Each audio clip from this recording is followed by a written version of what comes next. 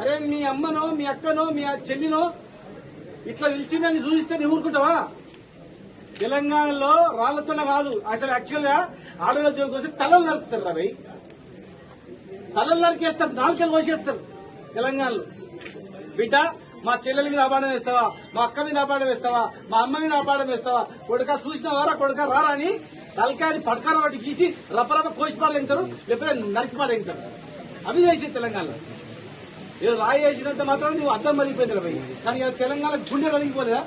ఏ ఆడవాళ్ళు అయితే మీరు చూపిస్తున్నారో, ఏ ఆడపిల్లలు అయితే రమ్మన్నాడు పోయిండు చూసింది బదిలిస్తే పండుకునే ఏదో మాట్లాడుతున్నారో, మరి మీ అక్కనో చెల్లెనో చూపించున్నా మరి నీకెంత బాధ అయితే తెలుస్తుంది.